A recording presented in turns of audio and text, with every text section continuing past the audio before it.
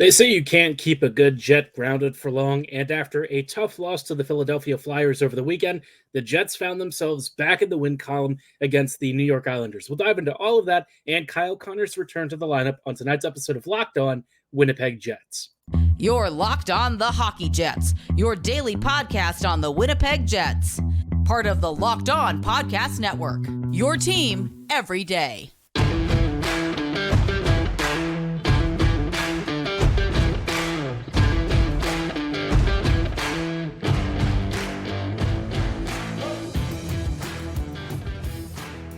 Good evening, friends, and welcome to tonight's episode of Locked On Winnipeg Jets, part of the Locked On Podcast Network, your team every day. I'm your host, Harrison Lee, an avid Winnipeg Jets fan and an online blogger. You can follow me on Twitter at HLivingLoco and at LO_Winnipeg Jets.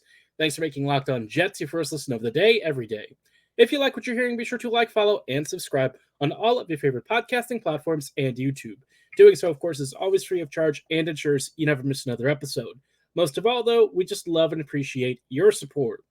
Tonight's episode is brought to you by GameTime. Download the GameTime app, create an account, and be sure to use promo code LOCKEDON for $20 off your first purchase. Stay tuned to hear more about how GameTime can save you time and money on your next event tickets.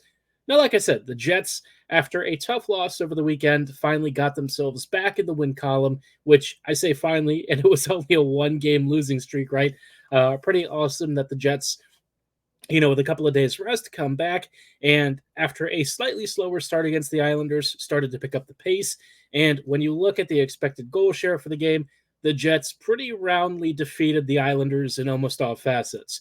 Now, the shot clock makes it look reasonably close, and honestly, if you watch the game flow, you'd probably think that the Islanders were a lot closer than they were, but the Jets ended up winning out in total offensive threat, and overall, we're just the stronger team, right? The Jets, at even strength, really took control of this game, and in a number of areas, attacked the low slot area, had some really strong shifts from the top line, and, everything was kind of coming up Winnipeg, right?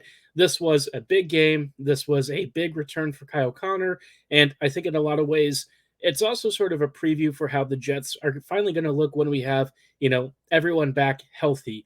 The only player that's really missing right now is Mark Scheifele. And once he comes back, you'll suddenly have what will amount to what should be Winnipeg's overall top nine. So it was nice to have as much of the lineup back as humanly possible. We're really close to finally having a full top six as it was expected to be constructed, from the offseason. So, the vibes are feeling pretty good, right? Scheifele is perhaps coming back this weekend against the Senators, which is the hope. Let's hope that he's ready to go. There's a couple of days off, I believe, until then. So the Jets, for the most part, are just really working to get healthy and hopefully, get prepared for what will be another Eastern swing. And things are about to get really interesting because after the Jets play the Sens and Bruins over the next couple of days, then they have a home against the Toronto Maple Leafs. Obviously, every game against the Leafs always seems to get a lot more attention. And with the Jets doing as well as they are this year, it's kind of funny that, suddenly Canada has a set of two new best teams, right? Vancouver and Winnipeg. So it'll be fun to have all of that drama. But for this game, right, this was one of those where Winnipeg really needed to show up and just kind of get through this one without injuries, avoiding any serious mistakes and giving Hellebuck enough of a chance to do the rest. And the Jets more than did that. Winnipeg, I thought, had some really great shifts with the Connor, Vilardi, and Lowry line. I thought that trio worked really well. Connor and Vilardi have really good chemistry together, and it's nice to see them actually capitalize on some of that, right?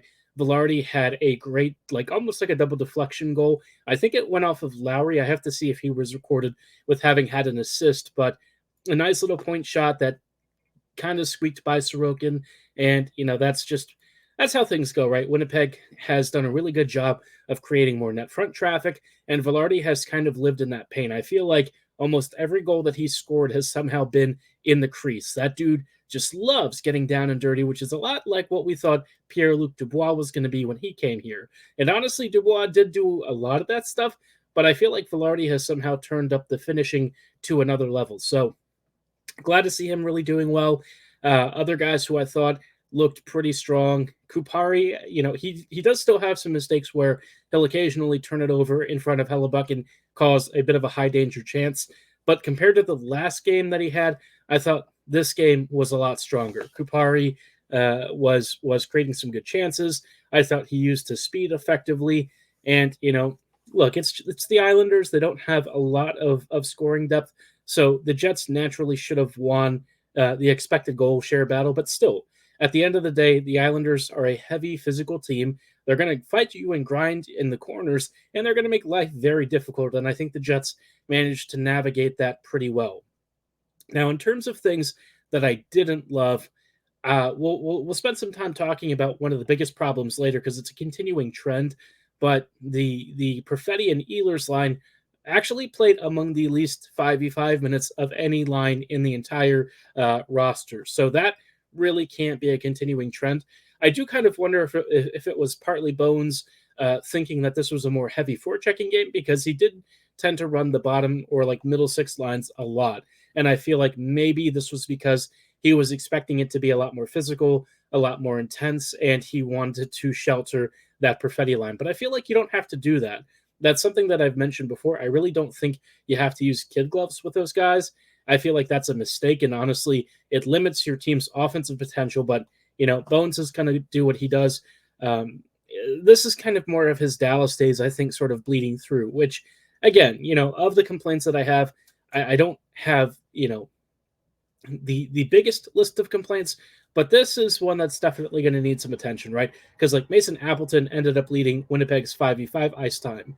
And sure, Appleton did score in this game, but he hadn't scored in like 26 games, and last game was also leading in even strength ice time.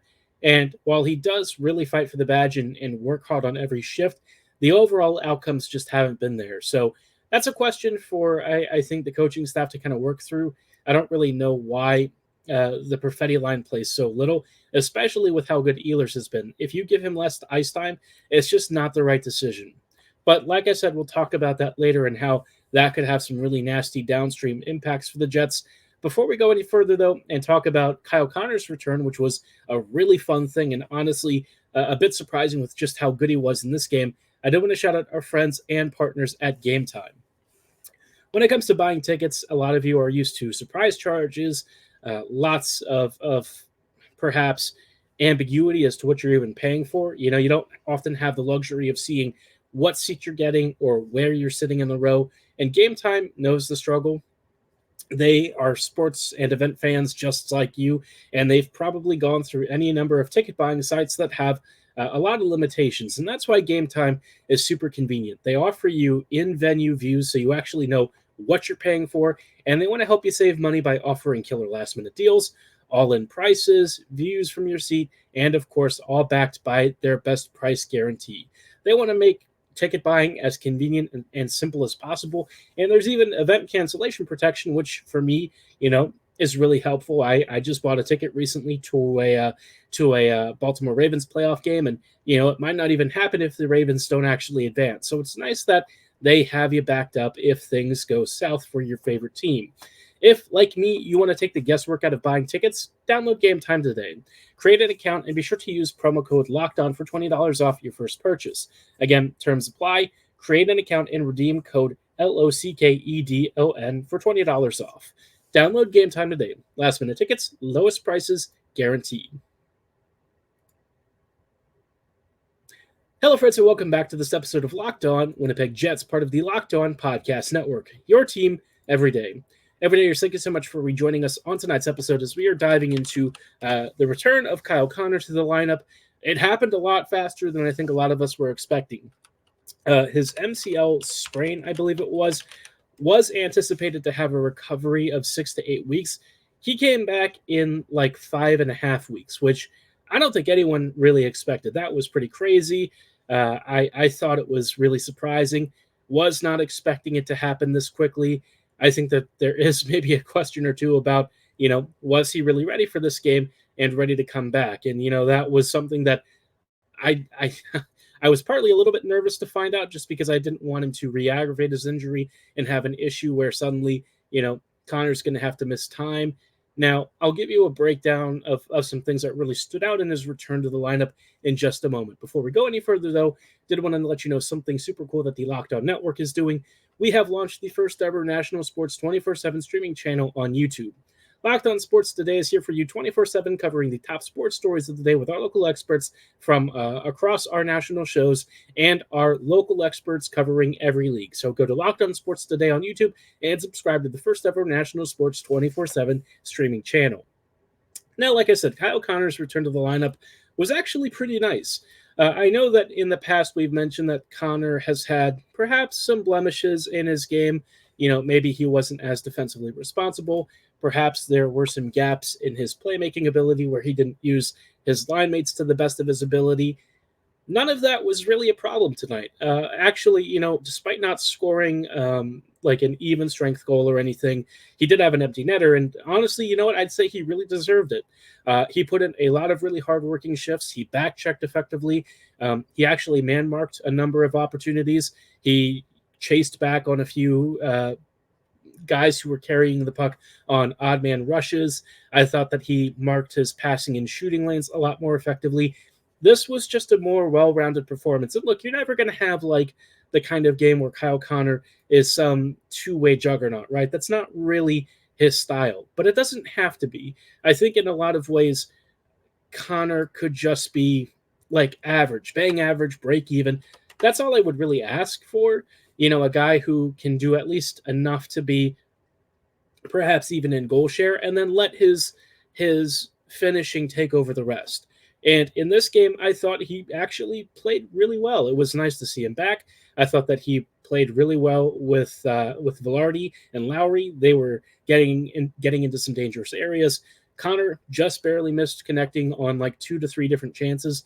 I thought that there was one in particular where it was like a puck that sort of bounced off the backboards and came out and I think caught Sorokin by surprise. I'm not even sure if he even saw it sort of skate through the crease, but Connor was this close to depositing it in the back of the net. So overall, a really positive game from him.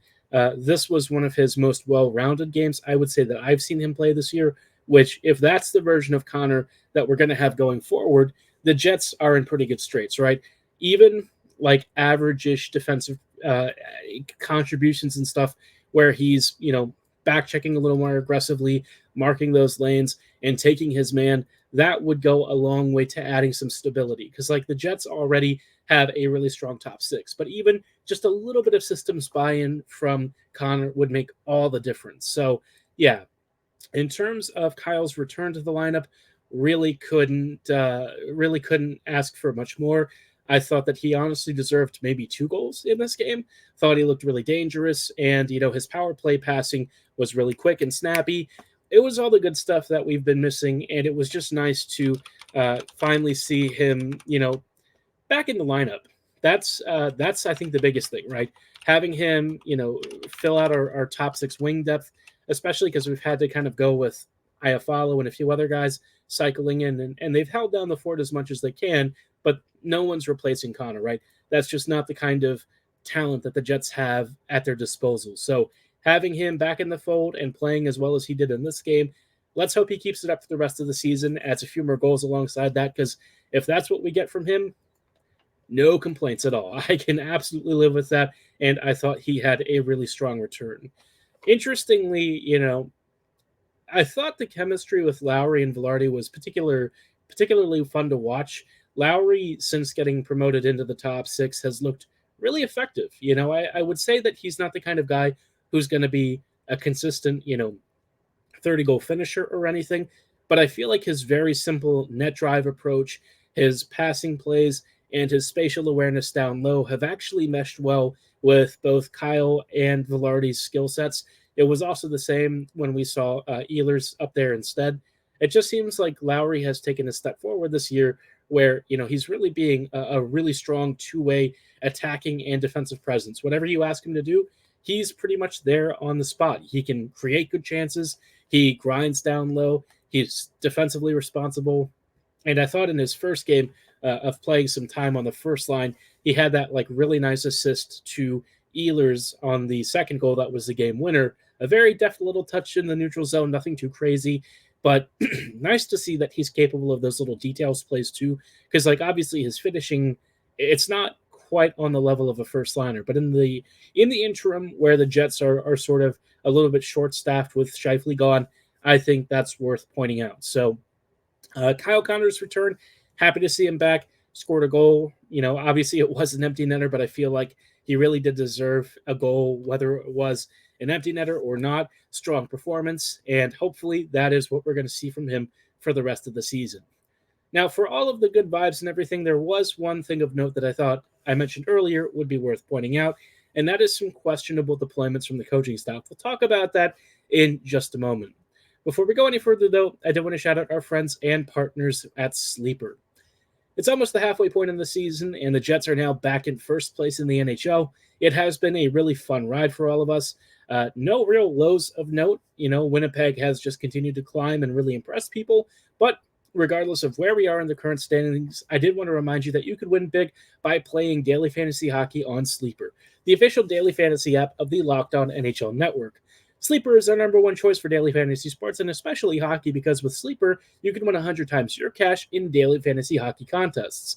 For those of you who love to track a lot of player stats, whether it's saves, assists, goals, you name it, whatever stat you're into, Sleeper's probably got it tracked, and they offer great daily fantasy hockey where they cover the top stars like McKinnon, Hellebuck, McDavid. Again, whatever top player you track, they've got them covered. And if you can predict the correct stats outcome, whether it's more or less versus Sleeper's projections, you actually could win big, especially if you get 8 of these stats categories correct. That is 8 stats categories picked correctly, and you could win 100 times your bet. So start paying attention and nail your picks so you can start winning big with Sleeper. Use promo code LOCKEDONNHL and you'll get up to a $100 match on your very first deposit. Terms and conditions do apply. That's code LOCKEDONNHL. See Sleeper's terms of use for details and locational availability.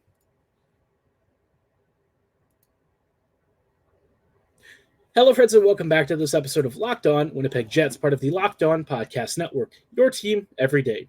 Everydayers, thank you so much for rejoining us on tonight's closing thoughts as we wrap up with some, final takeaways from not only this game against the Islanders, but maybe some interesting coaching trends over the past few months with the staff.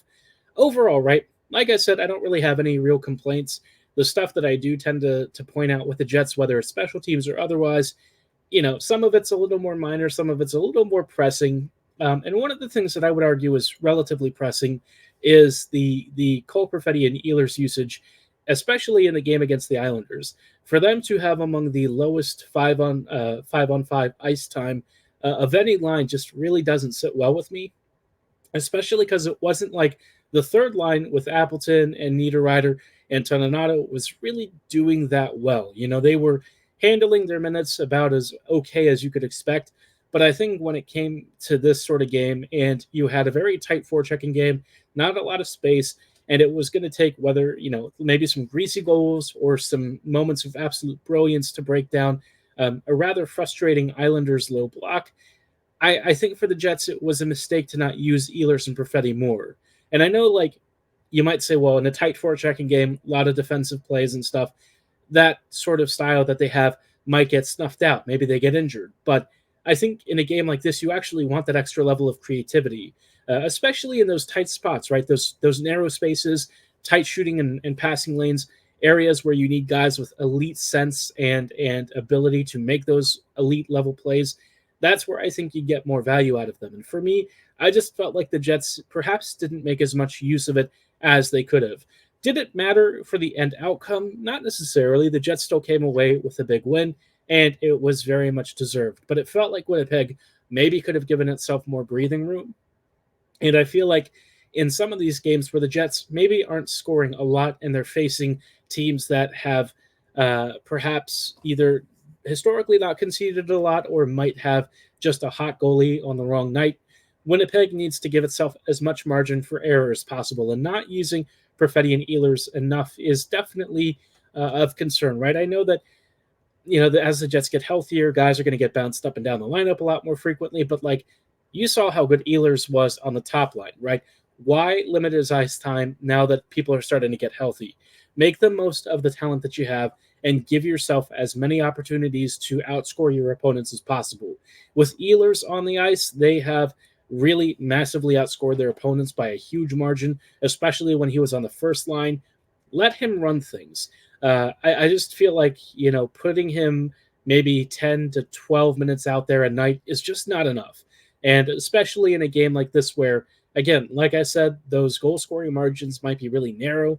The Jets need to make the most of every opportunity to score that they can because, they have to be prepared for a stingy, feisty opponent, especially an Islanders team that came off of a really humiliating loss last night against the Wild. They were going to be pissed off and feisty today, and they definitely were. It was a tight game. I know that the shot clock and expected goals battle definitely looked favorable to the Jets, but having seen how they created offense against Winnipeg, I can tell you it was probably a little closer than I would care to admit. Hellebuck had to make some really Big Ten bell saves, and it would be nice if it felt like the Jets were giving themselves the best chance to come out of this on the winning side. But again, like I said, in this particular case, didn't matter. The Jets came out with a huge victory, and things are looking good. But just for the future, right, let's make sure that Ehlers and Perfetti are getting lots more ice time and, getting, well, not only the ice time that they should get, but the ice time that they deserve. They've been fantastic this year.